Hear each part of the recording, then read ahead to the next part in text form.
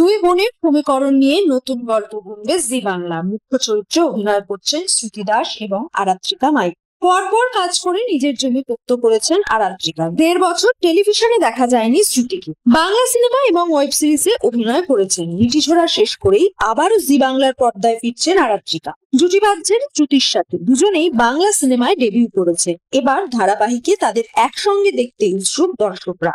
তার আগেই পাহাড় থেকে বিশুদ্ধ হাওয়া নিয়ে এলো পর্দার দুই বোন, অর্থাৎ বাস্তবের দুই বোন। পরিবারকে নিয়ে কয়েকটা দিন একসঙ্গে সময় কাটালেন তারা। সেই মুহূর্তই দর্শকদের সঙ্গে ভাগ করে নিলেন আরাত্রি। সাদা কালো পোশাকে দেখা গেল ছোট পর্দার রাইকে। শ্রুতির গায়ে নীল ট্রাউজার এবং সাদা শার্ট।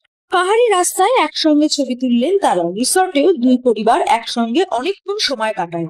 অভিনেত্রী ছবিগুলো শেয়ার করে লিখেছেন, 1000 মাইলের পথ চলা শুরু হোক একটা ছোট্ট পদক্ষেপ দিয়ে। আর এই পোস্টে শ্রুতি লিখেছেন, থু থু থু, নজর না লাগে। মন্তব্যে পাল্টা জবাব দেন আরাত্রিকা। তিনি বলেন, নজর কিন্তু সত্যি, সব সময় মনে রাখবো। তবে এর আগে শ্রুতির সঙ্গে প্রায়ই দেখা যেত ছোট পর্দার আরেক জনপ্রিয় অভিনেত্রী অন্বেষা হাজরাকে। তারা একে অপরকে প্রাণের বন্ধু বলেও পরিচয় দিতেন। সেই বন্ধুত্বর বর্তমান এখন আর জানা যায় না। কথিত ইন্ডাস্ট্রিতে বন্ধুত্ব হয় না। শ্রুতি আরাত্রিকার নতুন সমীকরণের চিহ্ন রয়ে গেল পাহাড়ি বাঘ। সেই চিহ্ন পর্দায় কতটা প্রভাব ফেলবে তা দেখার অপেক্ষায় তাদের অনুরাগীরা। আপাতত তাদের পর্দার সমীকরণ তৈরি হবে আসানসোলে।